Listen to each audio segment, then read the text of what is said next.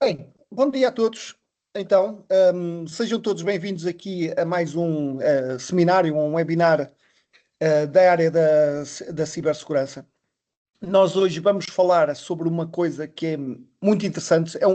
Na verdade, é um conjunto de ações que devem ser realizadas sobre o sistema, sobre as redes, que é tentar reduzir o risco de ameaça.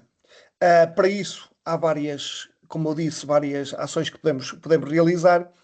E nesse sentido, eu fiz o convite ao Micael Pires e ao José Albuquerque, porque somos basicamente os três que fazemos aqui parte do nosso Centro de Resposta a Incidentes do Politécnico da Guarda. Pronto, e as nossas tarefas, mais deles até do que propriamente minhas, é tentar proteger ao máximo toda a infraestrutura e fazer aquelas coisas que às vezes parecem completamente simples e até às vezes banais, mas que fazem toda a diferença na proteção da infraestrutura. Sei lá, coisas como desativar portas de equipamentos quando as portas não são usadas, ter aqui os privilégios mínimos para determinados acessos, segmentação das redes, microsegmentações, pronto, eu sei que eles vão falar, eu ainda não vi a apresentação, mas eu sei que eles vão falar sobre isso tudo, mas só para vos dizer, primeiro, agradecer ao Micael e ao Zé, pronto, não só por esta apresentação, mas por todo o trabalho que também têm desenvolvido no Politécnico da Guarda e toda a ajuda que me têm dado, tem sido um caminho incrível. E depois agradecer a todos vocês que estão aqui também a assistir. Vai começar o Miquel a fazer a apresentação e caso também tenham algum tipo de dúvida, estejam completamente à vontade para colocar. Miquel, obrigado. Bom dia novamente. Passo-lhe a palavra e vamos lá. Força aí. Bom dia a todos. Antes de mais, gostaria de agradecer ao professor Pedro Pino pelo convite, tanto em meu nome como do meu colega. Eu sou o Micael Pires, como o professor Pedro já me apresentou. Acabo por trabalhar na parte da área de administração de sistemas e de infraestrutura de rede do Politécnico e, em paralelo, também colaborar na equipa de resposta a incidentes informáticos. Se calhar, passava agora a palavra aqui ao meu colega José para se fazer uma pequena apresentação e depois continuávamos. Zé? Bom dia, sou José Albuquerque, também trabalho no Politécnico da Guarda, em conjunto com o meu colega Miquel Pires, na parte da administração de sistemas e toda a infraestrutura do data center, e colaboro também com o CICERT do Politécnico da Guarda. Bom, quando falamos da questão sobre. Deixa-me só tentar ver. Ok, agora bem. Quando falamos da questão da sobreexposição da nossa infraestrutura, falamos também na superfície de ataque. O que é isto, a superfície de ataque? Nada mais é, de forma muito simples, a soma de cada porta e serviço que uma organização em si pode expor à internet. O que é que acontece? Não é quando os atacantes podem atacar, é tudo o que eles podem ver e tocar. Portanto, ao termos esta postura, estamos a colaborar para que a qualquer momento possamos ter uma exploração. Imaginem a seguinte analogia, ok?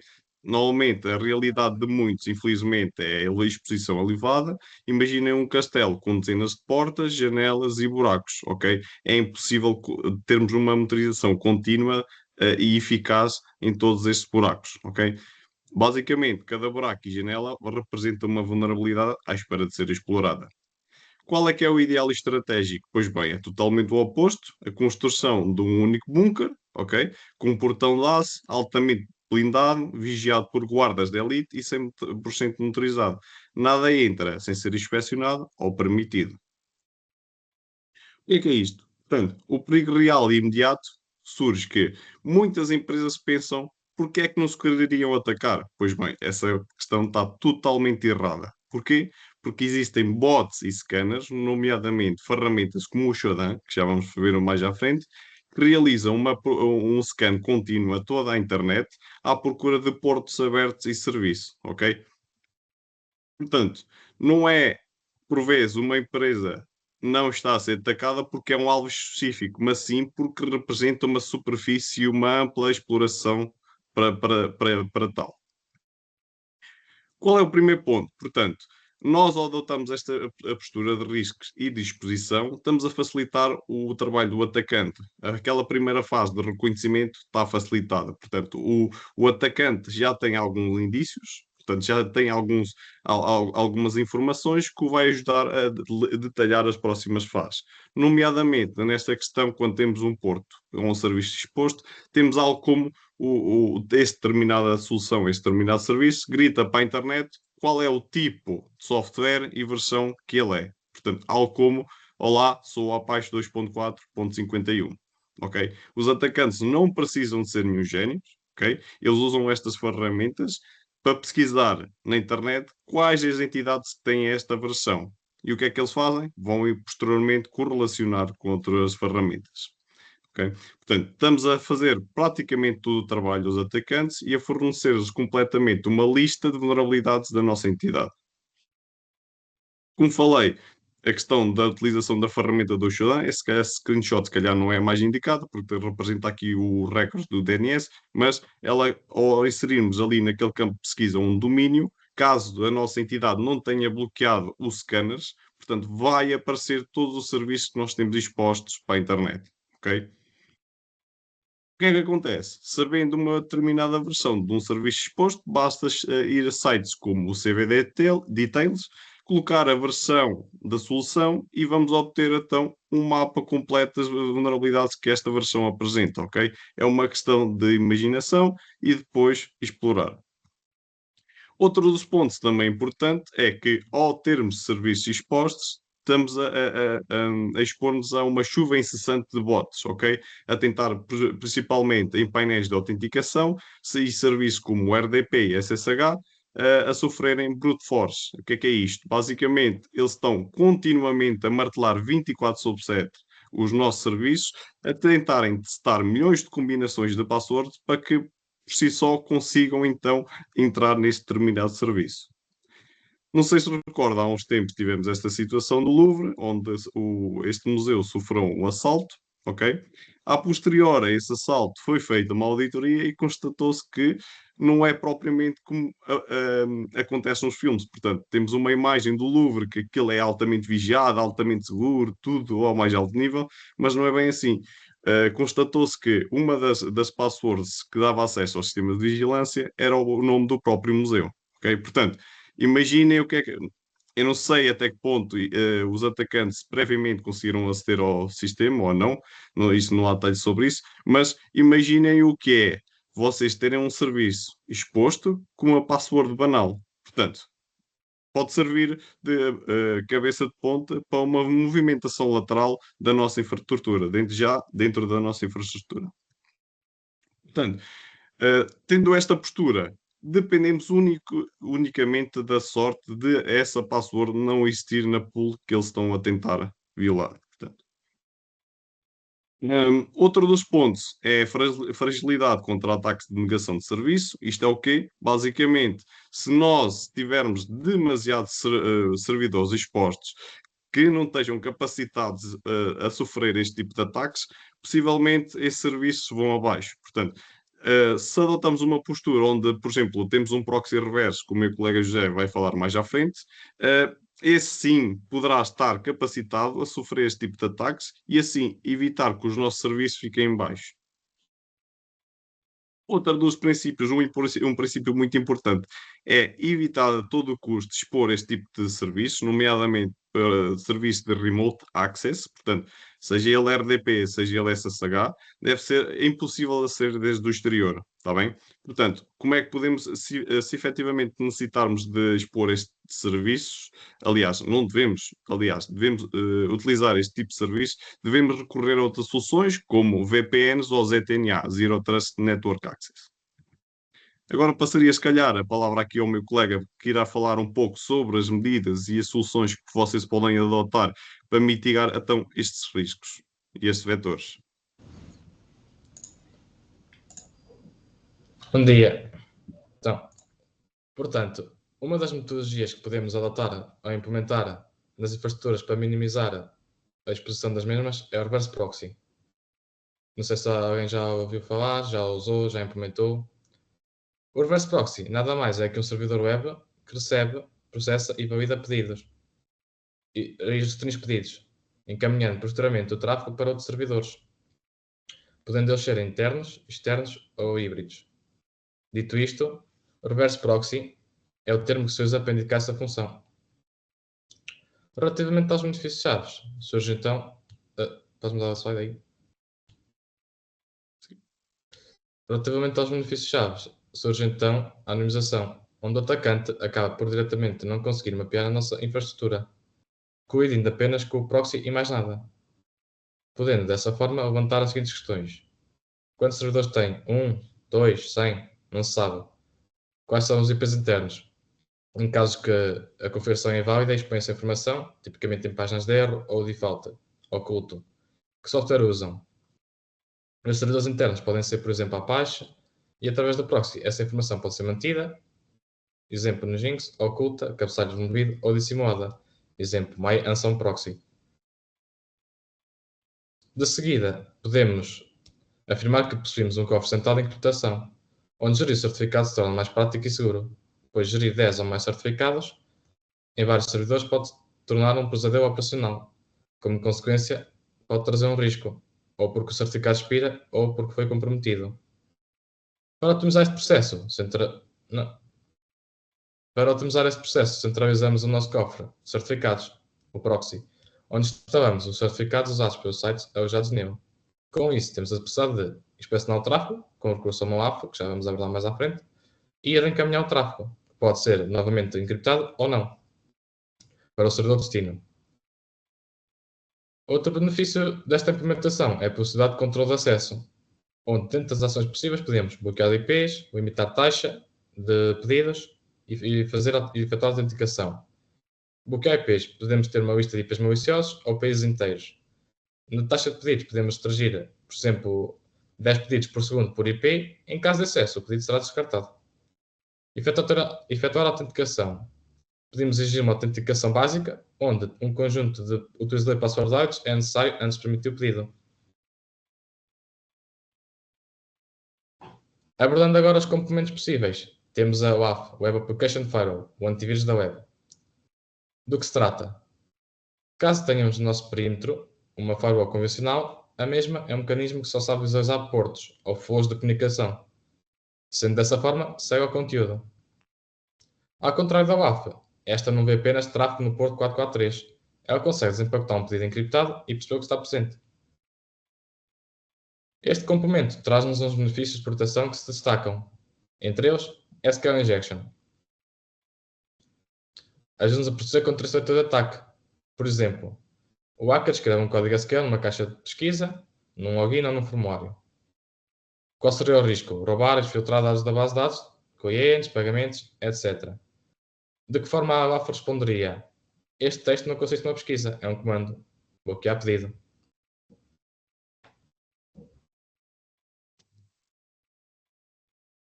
Já mudaste no vídeo. Outro dos benefícios também é a proteção contra cross-site scripting, onde o atacante deixa um comentário que possui código malicioso. Por exemplo, aparecer um alerta para validar dados de uma determinada página. O cliente legítimo vendo essa alerta pode acabar por cair nessa armadilha, visto que o mesmo é um alerta do site em que ele confia.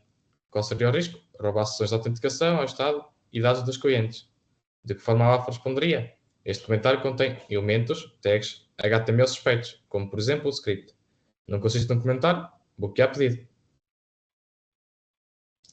Outro complemento ao proxy reverso seria o uso do load balancer, ou em português, distribuidor de carga. Qual a sua finalidade? Distribuir pedidos por um conjunto de servidores. Por exemplo, podemos ter um cluster de proxy reversos, onde temos 3 ou mais servidores, e publicamos o load balancer para a internet. Ele, por sua vez, consoante a configuração ou tráfego, irá redirecionar o utilizador ou para o servidor que tem menos pedidos, ou para o servidor mais próximo, ou também conforme o cliente para apenas um dos servidores, entre outras possibilidades. Esta função é geralmente já executada pelo proxy reverso, mas a mesma pode ser decuplada, ou seja, separada, e pode ser um equipamento físico, hardware, ou virtual. Depois, esse serviço utiliza health checks e outros mecanismos para garantir que o tráfego apenas é enviado a servidores operacionais ou que correspondem à configuração, mediante o pedido. garantindo assim alta disponibilidade e controle de flow de tráfego externo e interno. Nesta imagem, como podemos observar, temos a internet, onde estão os nossos clientes, atacantes, todo o tráfego. E temos publicado para a internet o load balancer. O load balancer é o que está visível para fora. Quando algum cliente efetua um pedido ao nosso site, aplicação, API ou endpoint, ele comunica diretamente com o load balancer. Paraste a partilha? O load balancer, a imagem saiu, mas o load balancer, depois, internamente, é que faz a comunicação para cada servidor correto ou os cluster proxies que temos definidos. Agora a seguir a um slide, mas Eu não acho que o sei. Micael É isso que ia dizer, acho que perdemos a apresentação. Ou um dos cortaram a ligação para apresentadores. Belmonte. Eu posso parece. tentar pôr aqui. Uma vez que agora vamos estar um bocadinho à espera, uma questãozita. Quando vocês falarem em bloqueio de IPs e podem bloquear todo um IP, todos os IPs que vêm de determinado país. Peço desculpa, isto, entretanto, o carregador não chegou a tempo da porta USB, então por aqui o percalço. Acontece. Ia perguntar, uma vez que os IPs podem ser bloqueados todos, podemos bloquear para um determinado país, no caso de um atacante utilizar uma VPN, consegue dar bypass a este bloqueio de país, certo? Sim. Portanto, o país que ele está a usar para destino da VPN estiver na nossa whitelist e não na blacklist, acaba por ser, sim. Sim. Era, ou seja, basicamente um atacante que consiga perceber que está a ser bloqueado, consegue rapidamente dar a volta à questão e começar o ataque de outra maneira com uma VPN. Então. Sim, lá está. Este é um problema da malta que defende, é mesmo esse, né? Está sempre em Correto, desvantagem. sim. Portanto, nós estamos parados, estamos propriamente a proteger uma infraestrutura, enquanto o atacante está de fora, está a olhar para ela e voltando à questão da analogia do castelo, né? Nós estamos lá dentro a tentar proteger, bem, mas o atacante está cá fora e pode encontrar 1001 buracos para tentar entrar sem que nós consigamos detectar. É um bocado ingrato, mas infelizmente é assim que funciona. E então, este tipo de mecanismos que nós estamos aqui a tentar falar é para tentar reduzir, não é 100%, mas tentar reduzir um pouco essa exposição. Sim. Não sei se por isso é que respondi à vocês questão. depois têm. Sim, pois por isso é que têm a parte do bloqueio quando houver imensas tentativas por parte de outros IPs. Sim. Okay. Portanto, nós até temos um módulozinho que foi desenvolvido aí pelo Zé, que basicamente, consoante a quantidade de pedidos num determinado período, aquele IP será bloqueado durante um X tempo. Pronto. Porque será um comportamento anormal que, à partida, não será o comportamento de um cliente normal. Portanto, e então nós tentamos fazer essa filtragem dessa forma. Quando falamos em bloquear, falamos em bloquear por segundos, minutos, horas, dias. Vai sempre depender da maneira como vocês decidem efetuar essa parte, certo? Sim. Isto está para ajustar, mas neste momento temos por horas. Ok. Pronto, era essa a minha questão. Obrigado, maltinha. Nada. José, força. Para terminar aqui. Para terminar e continuar, vamos agora abordar este termo que nos últimos anos tem aparecido, que é o Next Generation Firewall, NGFW. O que é isto? Então, vamos considerar que temos a nossa firewall tradicional. Este termo vem a trazer estas complementações todas a essa firewall, ou seja, vem a tornar mais smart, onde uma firewall já não é só uma firewall, já consegue fazer Deep Packet Inspection. O que é isso? Analisar pacotes, que por sua vez já consegue ter WAF, Web Application Firewall, IPS, Intrusion Prevention Systems, AV, antivírus, e consegue classificar cada aplicação, cada tráfego e nos dizer esses indicadores do que é que está a acontecer na nossa rede. Uma firewall já garante a política by default. Anda para trás. A única regra que deve ser nas firewalls deve ser o 443 para o nosso site e bloquear todas as outras regras que estão. Antes aqui vemos uma mini imagem onde temos a internet, temos a nossa firewall, que tem um modo de antivírus, verifica se o tráfego é legítimo, se bate com alguma base de dados de antivírus, e depois deixa passar para a nossa rede interna. Nós aqui, portanto, queríamos focar um pouco da exposição à internet, portanto, no perímetro da Edge, portanto, queríamos focar um pouco isso e acabamos por não falar muito naquela questão que o professor Pedro Pinto tinha falado ao início, da questão da segmentação, microsegmentação. Tentamos também fazer uma apresentação que não fosse maçuda, que fosse algo mais rápido portanto, lecionar. Mas o que nós efetivamente nós queríamos agora é que criássemos aqui um debate no sentido de tentar perceber as vossas dúvidas, se ficou alguma questão no ar e que nós possamos responder a essa questão.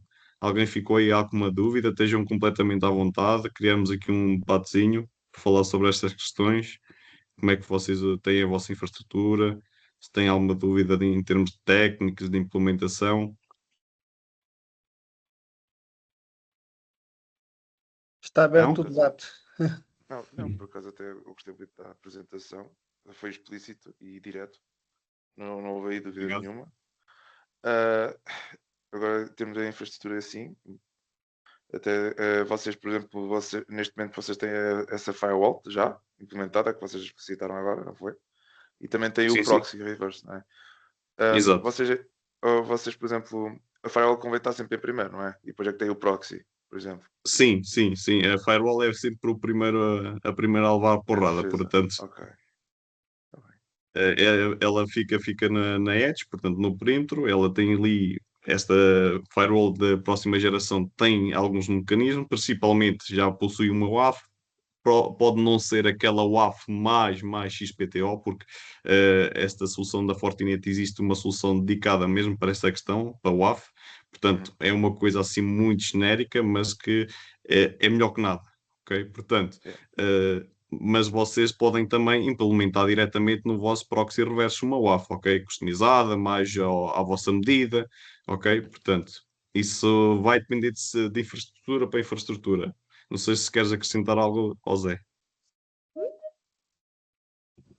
Não, é só que Zé? se calhar a questão da WAF, para explicar quando disseste junto ao proxy, por exemplo, o Nginx e o Apache têm um módulo, que é o modo security, que após instalado no sistema permite usar fecheiros de XML e JSON, que é a base de dados, onde vai ter as assinaturas do tipo de ataques. E é com essas assinaturas que ele sabe se é um ataque ou não. Ok. Então neste caso tem que estar sempre atualizado. Sim. Sim, isso lá está. Isto, infelizmente, contra ataques Zero Day não temos muita volta a dar, mas com base em base de dados e assinaturas que já são conhecidas, pronto. E hoje em dia as proteções baseiam-se muito nessa vertente, porque já se começa a incutir aquela questão da IA, não sei o quê, quando tentar correlacionar outros dados, mas neste momento a realidade é que amplamente as instituições ainda recorrem a esta, porque é o tradicional, acaba por ser o tradicional usar uma determinada base de dados para tentar analisar assinaturas. E é um pouco por aí. Mas acho que daqui para a frente poderemos ver outras soluções que acabem por tirar partido da IA para tentar a refinar essas detecções e assim tornar as infraestruturas um pouco mais seguras. Uhum. Mais questões?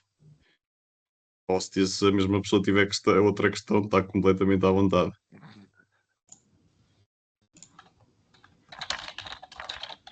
Viva, Não? bom dia. Miquel, Viva! Com olá. base, Sim. Queria só tirar uma última dúvida em relação para eu ter mais formação nas firewalls, que eu ainda domino pouco. Por onde é que eu posso começar a aprofundar? Lá está, isto também depende da fabricante que vocês têm. Portanto, se vocês, no caso da Fortinet, eles têm uma academia, portanto, uma plataforma online que eles até disponibilizam o primeiro e segundo curso de forma gratuita. O outro em si, também os conteúdos são gratuitos, apesar dos laboratórios já serem pagos e a certificação final também. Se não estou em erro, é Fortinet Academy. Mas caso tenham outra solução, certamente a fabricante em si também dispõe de algo do género. Ok? Obrigada. Nada. viva, Acho eu que havia aí perguntar, outra. com base, em que é que fazem a criação das regras para nós. Portanto, mas lá está. Depois temos aquela questão que temos as regras focadas principalmente no tráfego externo e depois temos as do tráfego interno. Portanto, quando falamos do tráfego externo, estamos muito a crescer à questão desta questão destes mecanismos, o e-filtering, antivírus, IPS, IDS. Okay? Estamos muito à mercê desse tráfego, porque são esses mecanismos que nos permitem validar o que é que passa por ali. Ok? Portanto, nós temos além desses mecanismos, temos algumas blocklists, portanto, além da questão da blacklist dos países, temos outras blacklists através de IPs amplamente conhecidos para fins maliciosos. Isso, não sei se estou-me a esquecer de alguma coisa, Zé. Temos mais alguma coisa? É blacklist de IPs de países, ou isto é de IPs maliciosos, e também de scanners conhecidos da internet. Lá está, aquilo que falamos anteriormente, ali a questão, por exemplo, nós temos bloqueado o Shodan para que não consiga mapear a nossa infraestrutura que está exposta, ok? Portanto, dificultando assim um eventual atacante que consulta aquele repositório e que tenta obter determinadas variáveis, já determinados detalhes sobre a nossa infraestrutura, ok? Portanto, bloqueando, vocês escrevendo, se vocês forem lá e escreverem ipg.pt, a resposta vai ser nula, portanto, vai dizer que não foram encontrados nenhum resultados, ok? Não sei se respondi. Respondeu sim. Supondo que há um porto, sei lá, um exemplo, um porto um porto qualquer que é aberto e não é do vosso conhecimento. O Shodan não seria uma mais-valia para perceberem, Lá está. através de um alarme, que foi aberto um porto e você. Isso depende já da maturidade da entidade. Porque o que é que acontece? Isso é extremamente útil numa fase inicial para tentarmos perceber o que é que efetivamente nós temos exposto, ok? Portanto, a ideia é, numa fase inicial não temos nenhum bloqueio, nenhum scanners, ok? E então o que é que fazemos? Vamos a consultar estes repositórios, fazemos a recolha e analisamos cada serviço. Ok, se calhar esse serviço não tem necessidade de ter este porto exposto, certo? Vamos fechá-lo e quando já tivermos organizado toda esta parte exterior, aí sim passamos ao bloqueio desses scanners, ok? E nós também podemos fazê-lo de forma interna, ok? Mas se for de forma mais fácil, podemos consultar estas ferramentas que vai lá estar explícito quais os portos que aquele determinado serviço apresenta de forma, e que estão abertos, ok? Portanto, eu acho que é um pouco, depende da fase em que a entidade se encontra. Se for uma fase inicial, pode ajudar porque vamos ali e vemos a informação, logo corrigimos essas vulnerabilidades e em seguida, portanto, bloqueamos esses scanners, ok? Zé, não sei se queres acrescentar mais alguma coisinha. Não, está bom. Não sei se respondi à questão. Respondeu sim. E ferramentas, não sei se falou mínimo, que eu não consegui apanhar, mas e ferramentas GDR, GDR utilizam? Lá está, nós temos também uma ferramenta da Fortinet, um EDR, ok? E pronto, e acabamos por existem outras ferramentas open source que neste momento ainda não temos implementadas. Acabamos por recorrer a algumas ferramentas da Fortinet, mas existem ferramentas open source, José, consegues enumerar aí algumas assim por alto, não me estou a recordar? Existe o Norte. Mas foi o IPS ou EDR? EDR? EDR é EDR. complicado, mas IPS, Não, sim, EDR, complicado. já agora posso complementar. A EDR, nós usamos o sistema da Fortinet, pronto, temos tudo basicamente integrado. E aqui também uma coisa que é importante às vezes se discutir. Porque nós normalmente é assim, toda a gente sabe, é quase a gestão que nós fazemos nossa própria, que é nós temos um telefone da Apple, temos um PC da Apple, temos um iPad, pronto, e temos ali um ecossistema que de facto funciona muito bem, está tudo integrado. No mundo da cibersegurança também nós normalmente achamos que isso possa ser, obviamente, a melhor solução. Nem sempre, nem sempre. Aliás, se vocês ouvirem falar muitos fabricantes na área da cibersegurança, e falando mais concretamente ao nível das firewalls, há sempre quem defenda que se deva ter duas firewalls, no mínimo, né? E elas devem ser de fabricantes diferentes. Porquê? Porque tentar se complementarem, ok? Nas ações que fazem. Obviamente que tudo isto é questionável, mas há quem defenda esse modelo, ou seja, até porque, imaginem, sei lá, é descoberta uma vulnerabilidade de uma determinada marca, pelo menos a outra pode estar ali, digamos, a assegurar o serviço. Mas pronto, isto são pequenas questões que, para quem faz administração de sistemas, e também, obviamente, temos que ter aqui em conta o budget, né? Porque isto é tudo muito bonito, mas se nós não tivermos dinheiro, ou se a board da nossa instituição não disponibilizar recursos financeiros, é muito difícil fazer o que quer que seja no que diz respeito à administração de sistemas. Porquê? Porque nós, como vocês sabem, né, as infraestruturas informáticas, temos mais ou menos aquela linha do tempo de 3 anos, né, a partir do terceiro ano parece que começa tudo a ficar um pouco obsoleto.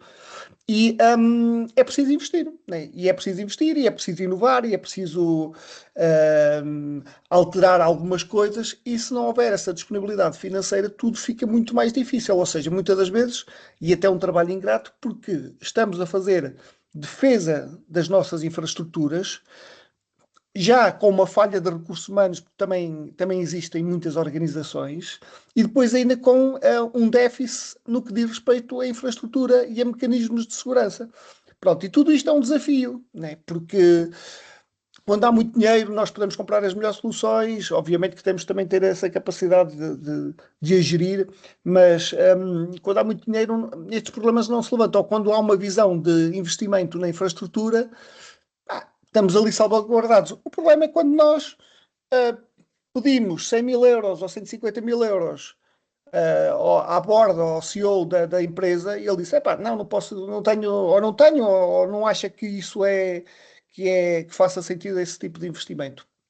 E isso é tudo depois, até às vezes acaba por ser uma frustração para quem faz a própria gestão da infraestrutura. Pronto, ou seja, a vida do administrador de sistemas e responsável de cibersegurança, ou, neste caso, nós que fazemos esta tal equipe de resposta a incidentes, temos desafios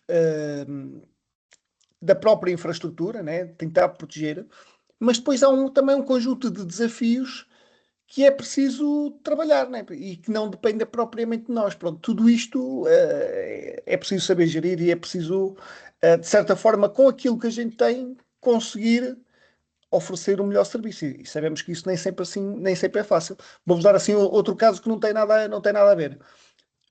Na nossa instituição já tem mais de 20 anos. A cabelagem tem também aproximadamente 20 anos. Nós temos APs que suportam gigabit, mas a infraestrutura que lá temos de rede não consegue lá chegar. Né? A parte de cabo que nós temos é muito antiga.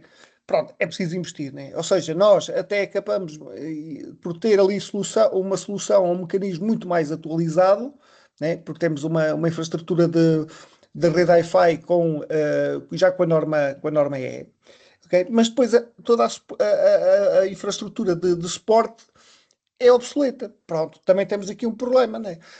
Outras coisas, sistemas completamente desatualizados ou dependentes, por exemplo, do Internet Explorer. Parece uma coisa crítica, e é, muito crítica, mas se nós formos, por exemplo, olhar para a administração pública, o que não faltam aí são sistemas que só funcionam com o Internet Explorer ou com compatibilidade para o Internet Explorer.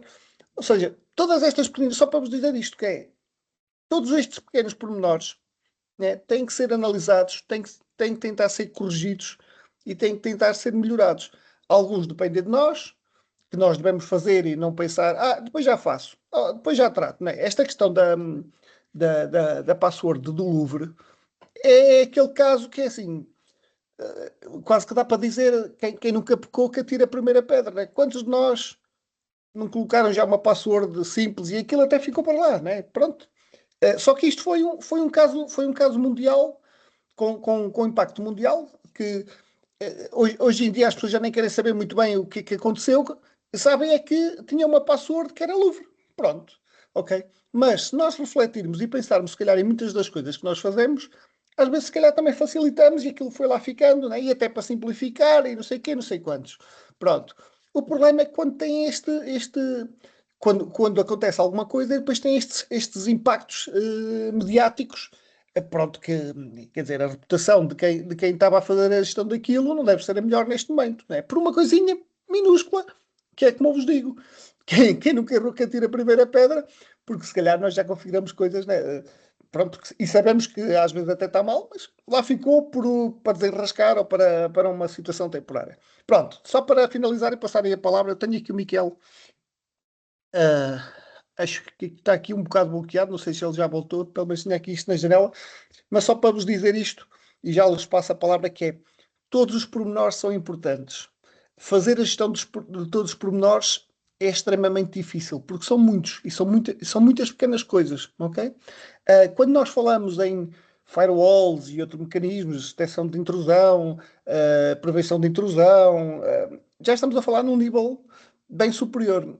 Mas nós hoje temos que olhar para a rede, para todos os pequeninos pormenores e para todos os pontos de fuga. Nós às vezes podemos ter a melhor firewall, as melhores soluções de DDR, MDRs e não sei o quê, e depois temos lá uma máquina que nos esquecemos dela e tem lá uma porta muito fácil de entrada para a rede, ok? E tudo o resto que tínhamos ali a proteger, lá está os tais buracos que o Miquel mostrou ali no castelo, havia um buraco que ainda lá ficou. Pronto, e é preciso também tapá-lo. E é preciso ter esta visão toda sobre a rede. Miquel, passo-lhe a palavra. Pronto, ainda voltando ali àquela questão da firewall, alguém falou por aí a questão de quais são as regras que tínhamos definidas. Além daquelas que enumeramos, também temos ports por defeito, nomeadamente o SSH, RDP bloqueados por defeito, ok? Todos os acessos que vêm de fora, caso sejam aqueles ports, vão ser já bloqueados. Portanto, é impossível aceder de fora a infraestrutura interna através daqueles ports, ok? E também aquela questão que nós aqui, quando falamos de cibersegurança, por vezes, às vezes também, mas isto já dava para outra apresentação, a questão da privacidade, mas por acaso estava ontem a falar com o meu colega José sobre esta questão, que se uma pessoa adotar, mas isto já estamos a falar na parte do ser humano em si, se uma pessoa tiver esses conceitos interiorizados, não quer dizer que não vá falhar, ok? Mas pode parecer ridículo o que eu vou falar, mas a utilização do antivírus em si pode ser perigosa, ok? Isto porquê? Porque já houve situações que entidades fabricantes de antivírus em si que faziam a recolha da informação dos seus clientes e forneciam-nas a terceiros. Portanto, a questão da privacidade também, quando já temos alguma maturidade em termos de cibersegurança, de segurança em si, devemos também começar a equacionar. Mas isto já estamos a falar de níveis de maturidade bem elevados, ok? Que também tem-se ter muito em conta, ok? Portanto, eu pessoalmente, neste momento, não utilizo um antivírus, ok? Pode parecer ridículo, mas se nós tivermos as noções e efetivamente tivermos um comportamento adequado no meio digital, o antivírus poderá implicar um comprometimento da nossa privacidade, ok? Isto é um bocado assim, um bocado extremista, mas eu neste momento vejo as coisas dessa forma. Não sei se o meu colega José também partilha da mesma opinião. Queres acrescentar algo, José? Não, partilho mesmo, sim. Pronto, não sei Miguel, se só uma vocês... questão. É, só para eu perceber, não usa antivírus a nível pessoal, certo? Ou é corporativo? É a nível pessoal que Lá está a está. dizer.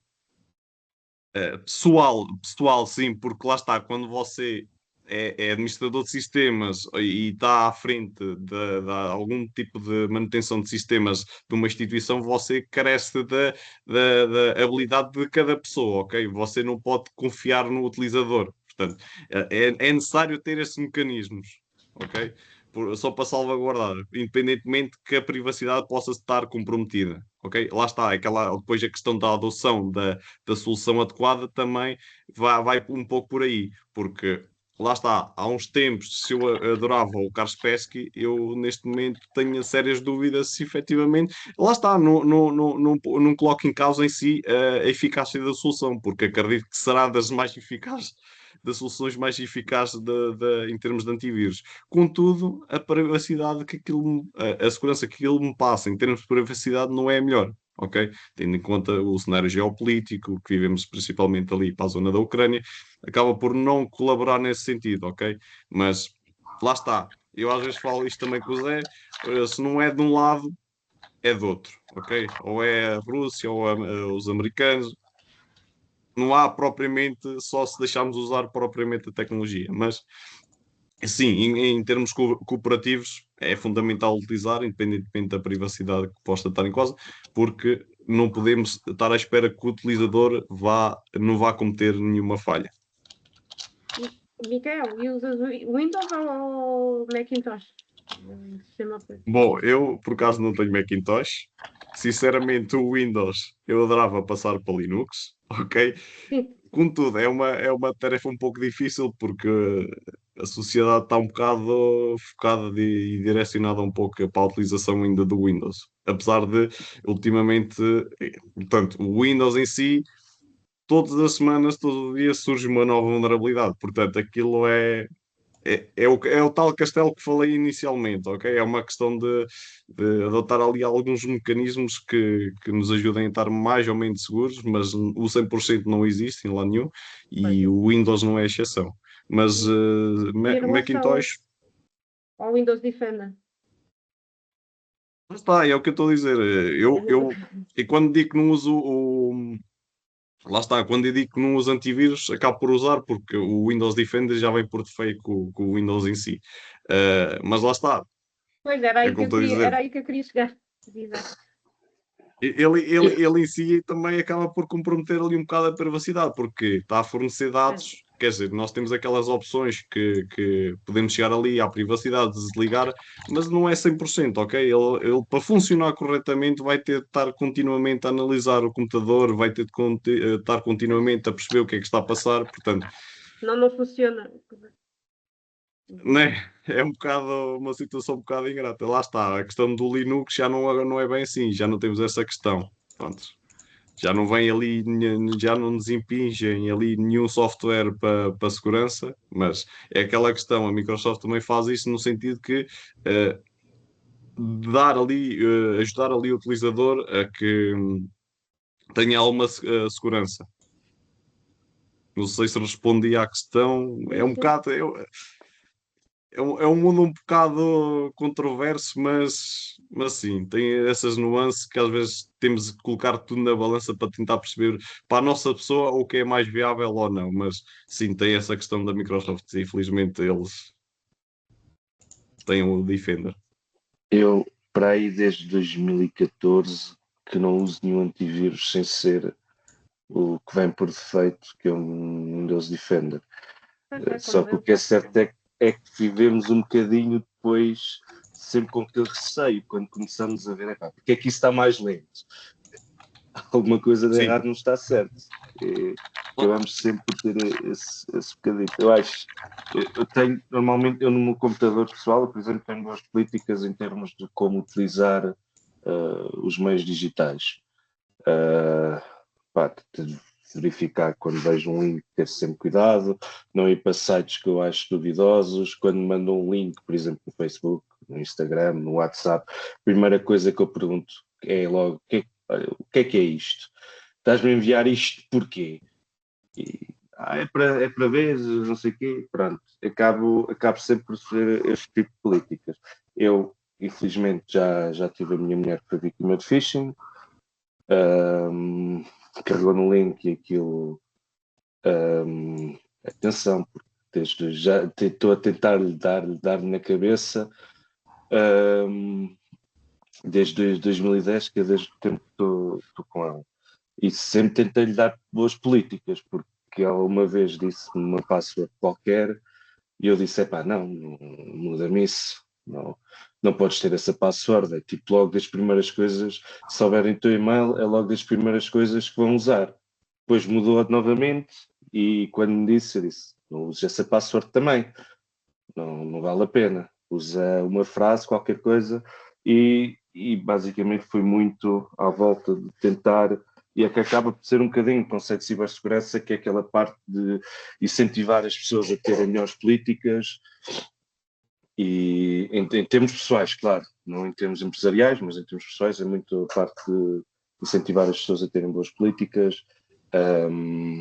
Não é a palavra certa, não é incentivar, é consciencializar a ter boas políticas e tudo mais. Eu não uso antivírus, porque acho que nunca foi necessário. Nesse caso, quando foi o app até o telemóvel da minha mulher, ou até liguei o computador ao meu fixo, o computador não, até liguei o telemóvel ao meu fixo.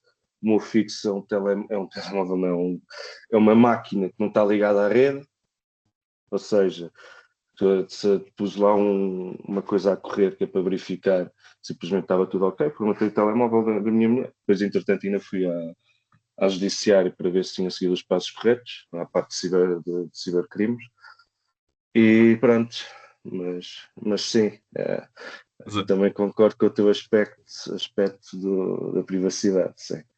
Lá está. Se nós tivermos estes conceitos incutidos já connosco, não quer dizer que seja 100%, nem em algum momento estejamos naquele momento distraídos e possamos clicar em alguma coisa necessária, isso pode acontecer, mas por norma, por regra, nós, se tivermos esses conceitos, à partida vamos proceder de forma adequada. Portanto, a questão dos e-mails, não sei o quê, aquilo chega, não clicamos, há alguma coisa que achamos suspeitas, vamos consultar diretamente, vamos pôr a questão da eletricidade, chega-nos a fatura, não, vou diretamente ao portal da EDP a verificar se efetivamente aquilo corresponde à realidade.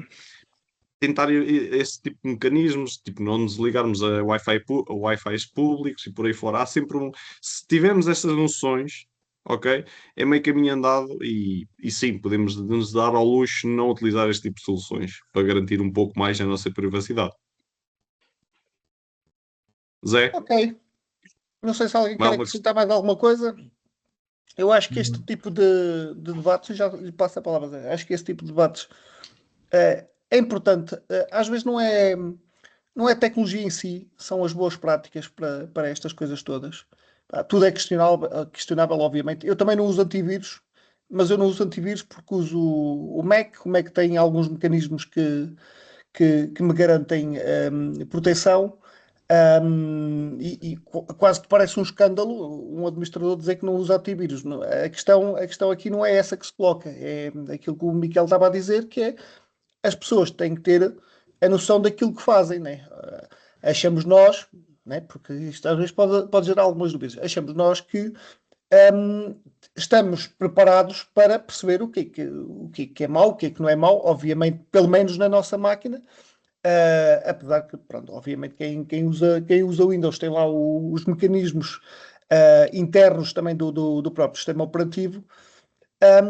Pronto, e a malta também não anda aqui e trabalham todos em ambientes controlados.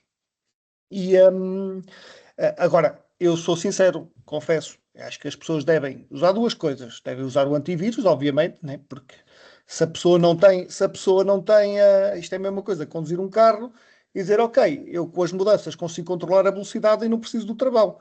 Não, é assim, se as pessoas não têm essa literacia ou se gostam de estar perdidos, obviamente que devem usar antivírus, seja no PC, seja até nos próprios smartphones, o que quiserem, ok?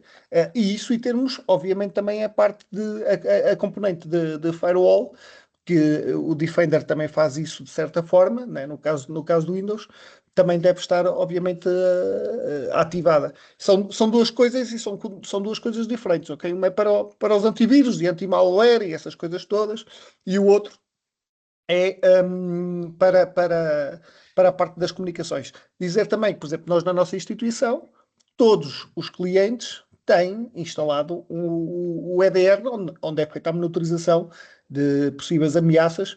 Já não usamos propriamente o antivírus clássico, que tinha alguns problemas e problemas neste novo mundo da cibersegurança. Usamos EDR, temos uma monitorização muito mais ativa e muito mais próxima das máquinas. Pronto, e obviamente temos que garantir. Porquê? Porque lá está, os utilizadores devem ter a consciência dos perigos, mas nós sabemos que de vez em quando lá vai uns cliques, lá vai a execução de alguma coisa e a infraestrutura obviamente tem que estar protegida. Zé, quer dizer alguma coisa? Ou Rita, acho eu? A nível de antivírus para Android, há algum que seja bom? Quais é que vocês utilizam? Eu acho que é assim, eu não utilizo Android, mas é sempre as marcas que a gente vai conhecendo do mercado. EZET, Norton, acho eu que ainda existe. Lá está, eu já nem me lembro de nomes de antivírus. Eu sinceramente, Bitdefender. Tens um Defender, o Defender. Bitdefender.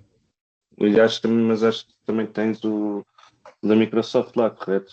Porque eu acho que se nós instalarmos alguma coisa relacionada com o trabalho em relação à Microsoft, se precisarmos de ferramentas de Microsoft no trabalho nos nossos dispositivos, acho que instala o Defender lá, se não me engano. Ok. Acho. Tens o Trend Micro, McAfee. Pronto, é que uma vez peguei no telemóvel do meu pai, estava cheio de antivírus, que aquilo parecia era um monte de vírus. Então era só aquilo a apitar por todo lado e eu disse ao meu pai para desinstalar todos e não utilizar nenhum, que aquilo era terrível. Então só houvesse assim uma solução boa, pronto, está. Isso aproveitava. que eu estava a dizer, há soluções de pagas, não é? Que são boas para o telemóvel. sim, normalmente, quer Dá dizer, para telemóveis e dá para aquela PCs. questão do gratuito, há sempre uma paga. Gratuito. Eu costumo dizer assim, há sempre uma paga pelo facto Pois, com que as nós estamos a pagar com os nossos publicidades. dados. E com as publicidades Não. a toda hora a aparecer. Às vezes Não, mais normalmente estamos a são os pagar. dados mesmo. Às vezes até existe aquela expressão, se não é pago, quem Pois, está às vezes a mais vale pagar são pagar. os teus dados. Uma coisa Ok. assim parecida. Mas, Portanto, eles traem como- os dados e depois vendem para ter informação. Para ter dinheiro e para Portanto, terem.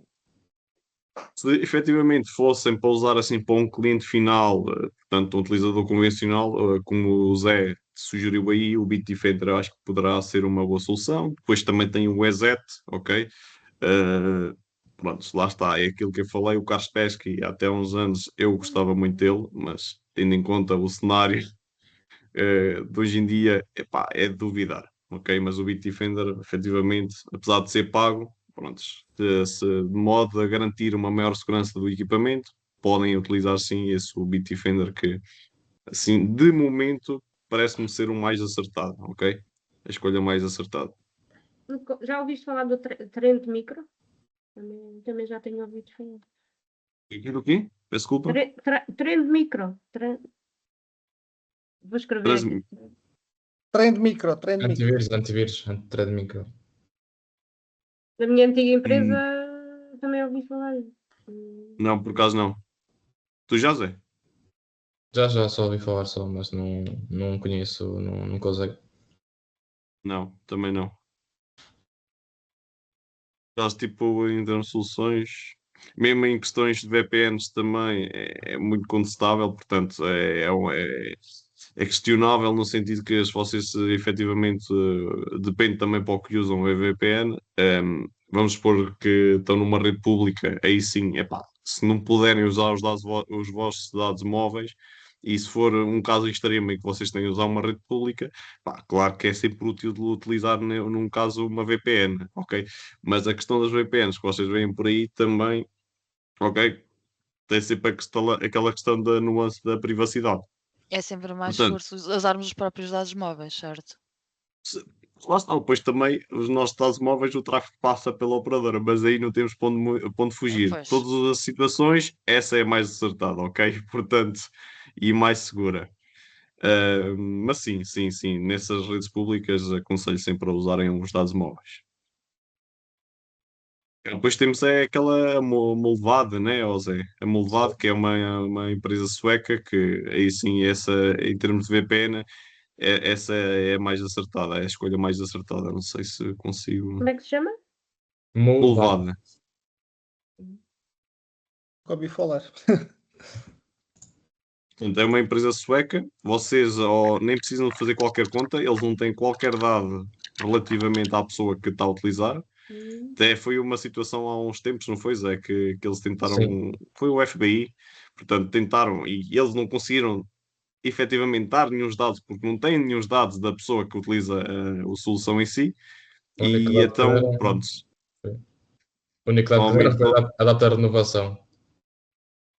pronto, nós aconselhamos quando é essa questão, eu e o Zé aconselhamos a utilizar aí o Molevado, que garante pelo menos uma maior segurança e também está a par com a questão da privacidade.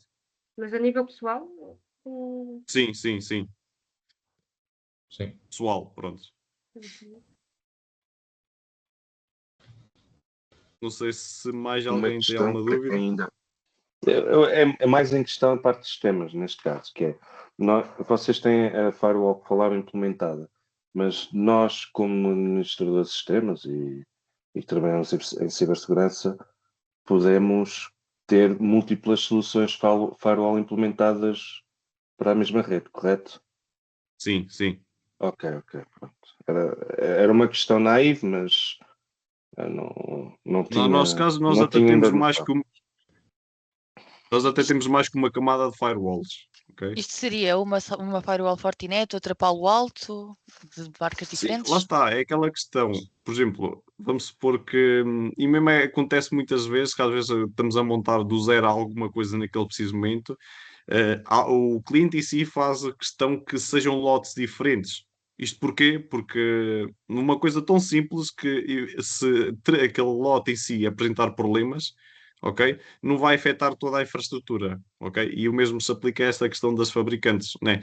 Podemos adotar outras soluções de outras fabricantes, de ter dois tipos de firewalls, seja uma da Fortinet, outra da Palo Alto, ou seja Checkpoint, ou seja Fortinet, ok? Portanto, podemos fazer esse como. Se bem que depois também precisamos ter estrutura, ok? Precisamos ter pessoas capacitadas para fazer a manutenção dessas mesmas, porque são soluções diferentes, operam de forma diferente, ok? Apesar do conceito básico estar lá, que ser a firewall, aquilo funciona através de política, só que há aqueles pequenos pormenores que são diferentes, ok? Lá está. Mas normalmente este tipo de situações acontecem em empresas de grande porte, estamos a falar Google, Facebook e por aí fora, ok? E nas nossas realidades acabamos por ficar reféns ali de uma única fabricante, ok? Não sei O quão se. fácil é ou difícil é incentivar uma organização a implementar múltiplas firewalls? Porque há sempre aquele Lá está. custo, não Depende do é? budget da instituição, se a instituição for Não, mas rica. às vezes não é só questão do budget, porque imagina que até temos uma ameaça à qual nós não estamos nada protegidos. É um bom argumento para colocarmos uma firewall, correto? Uhum. O quão difícil é depois A conseguirmos sensibilização com convencer. Sim, O problema é que os administradores veem números, não veem as ameaças. correto, Sim, mas eu acho que mas há por acaso já. ameaças que podem gerar mais números, certo? É essa a questão. Sim, mas no instante, imagina, tu pedes 20 mil euros para meter uma firewall nova, por exemplo, porque tens que ter de outra marca e tudo isso. Ou simplesmente conseguem resolver outros problemas que a firewall que tens implementada que não consegue, por E exemplo. eles veem são 20 mil euros a sair da conta, entre aspas, da empresa, em vez de 20 mil euros De proteção, numa a serem nova investidos. proteção. Exatamente. Eu não sei se está aí o Manuel Mimoso, por causa do outro dia estava a falar com ele e ele, por acaso, falava no sentido de epá, temos de adotar uma postura e falar com a malta que a chefia de outra forma, porque se eles efetivamente sentirem a responsabilidade, aí sim eles vão acabar por ceder, ok? Por mais que custe o custar. Não sei se ele está por aí, consegue dar uma palavrinha. Olá a todos, bom dia, estou. Viva. Parabéns pela pertinência do tema. É efetivamente importante debater-se isto e, acima de tudo, com profissionais da área. Eu acho que tem a ver muito com a gestão do risco, que já se falou até em informações do Centro Nacional de Cibersegurança, aqui no IPG, e é importante que o board, como o Pedro diz e bem, tenha a noção que o risco é deles, ok? Aliás, nas normas ISO 9001 e na 27001 e muitas outras, deixou de se pensar no risco como dos profissionais de IT e passou a ser o risco como uma responsabilidade das administrações. Portanto, eu acho que o caminho passa por nós, profissionais na área, chegarmos às administrações e dizer, olha, nós sinalizamos isto, o risco é vosso, não é nosso. Vocês é que têm que assumir esse risco. Nós estamos cá para sinalizar. Se nós não sinalizamos, obviamente o risco é nosso por várias razões, não é? Ou porque não quisemos saber, ou porque não vimos, ou porque não tínhamos tecnologia para ver. Agora, a partir do momento que a gente perceba que existe um risco, o que eu faço basicamente é criar uma inconformidade dentro da organização associada ao risco que ela possa ter e o impacto que ela possa ter dentro da organização e transfiro esse risco de forma formal para a administração e a partir daí é um problema deles, não é? É um bocado isto que eu faço no dia a dia. Uma boa estratégia. O mesmo Obrigado, se passa Bruno. com serviços externos, a apresentação a clientes. Portanto, se o cliente não quer fazer a renovação dos equipamentos porque aquilo está tudo a funcionar bem no Windows 97 e não querem atualizar, o risco terá de ficar sempre do lado do cliente e não de quem faz a análise ao sistema. Sim, é isso. Obrigado, Manuel. Nada. Pronto, acho que não poderia falar melhor, portanto, eu acho que deve ter ficado esclarecida essa questão. Mais Sim. alguma? Não? Prontos. Zé, queres acrescentar mais alguma coisa? Não, só mais duas soluções que para vocês gerirem e organizarem as passwords, podem utilizar soluções como o Bitwarden ou KeePass. São cofres onde se centralizam as vossas passwords, criam uma password única, mais segura, e podem gerir passwords aí. E esta questão da privacidade, vocês, pelo menos no Bitwarden, vocês têm a liberdade de fazer um cofre on-premise. Isto é o quê? Um cofre dentro da vossa organização. Claro que há sempre o risco, né? Tanto fora, tanto dentro, há sempre um risco, é inevitável. Contudo, vocês têm essa liberdade, vocês podem fazer um cofrezinho dentro da vossa instituição ou optar então pela solução deles na cloud. Ok? Portanto, essa é uma das outras soluções que nós também costumamos recomendar. Só para evitar que a malta não tenha a mesma password para todo o serviço, aquelas passwords básicas como Louvre, ok? Portanto, é mais nesse sentido. Não Mas sei também dá para armazenar na cloud deles? Sim, dá. Sim. É preciso ter atenção que no Atenção, momento convém de ser criarem, Sim, diz. Do eu, não é? Eu. no, no momento de criarem a conta, convém efetivamente selecionarem a opção .eu para que os vossos dados estejam a abrigo do RGPD e por aí fora, ok? Portanto, ter atenção a esse ponto se efetivamente forem utilizar essa solução. Não sei se está tudo esclarecido. Professor, Eu Parece queria que pôr só sim. mais uma dúvida. Pode ser? força. Não queria Sim, ser sim. muito chato. Não, ora Há essa. pouco, ou mais cedo, o professor Paulo, o Pedro Pinto, falou sobre o investimento, o budget e a mão de obra para a implementação de algumas ferramentas e soluções. A pergunta era mais no sentido, tendo em conta que existe um avanço exponencial da inteligência artificial, até que ponto é que, mais a opinião, seria saber a opinião, até que ponto é que isto da inteligência artificial não poderá substituir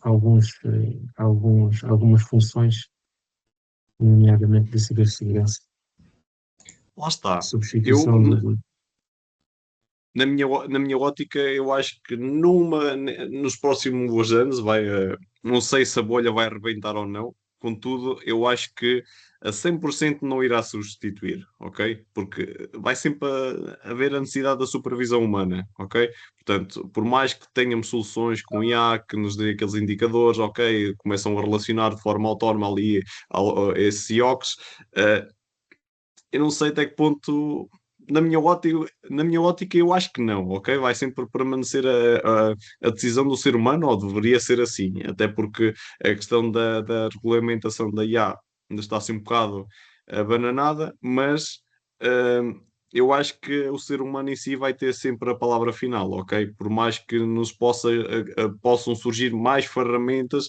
a simplificar o nosso trabalho, ok? Mas sim, eu acho que é um pouco nesse sentido. Não sei se respondi à questão.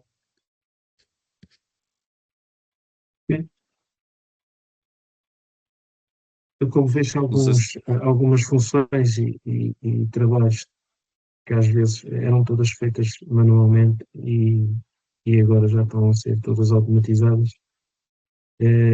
começo a tentar prever ou ver o futuro, como é que irá funcionar a inteligência artificial, mesmo na nossa área. Nós por si só já temos falta de recursos humanos, ok? Se calhar, se olharmos dessa forma, estamos a equilibrar um pouco a balança, ok? Portanto, se temos a falta de recursos humanos e em certas tarefas temos a tarefa automatizada ou facilitada, ok? Isso acaba por criar ali começa a haver um equilíbrio, ok? Não vai ser 100% porque vai continuar a haver falta de recursos humanos nesta área, qualificados, ok? Mas sim, pode ser encarado dessa forma, pode ser uma ajuda para equilibrar a balança, está bem? Ok. Não sei se mais alguma questão. Não, está tudo, obrigado. Prontos, qualquer dúvida, chateiem-nos, estão à vontade. Professor Pedro? Muito bem. Obrigado, Micaela. Obrigado, Zé, pela vossa apresentação. Gostei muito. E pelo feedback e pelas intervenções que fomos tendo aqui também. Parece-me que as outras pessoas gostaram. E dava então por terminada esta sessão. As pessoas que são da disciplina pedia para se manterem, as outras pedia para se desligarem. E iríamos fazer agora aqui um intervalozinho de 20 minutos, ok? Voltamos tipo às 30 minutos, 11 e um quarto, está bem? Ok. Sim, senhor. Muito obrigado. Já. Continuação, Até bom já. trabalho. Obrigado, Obrigado. malta. Ah, Obrigado pela apresentação. partilha. Obrigado, bom dia. Obrigado. Já.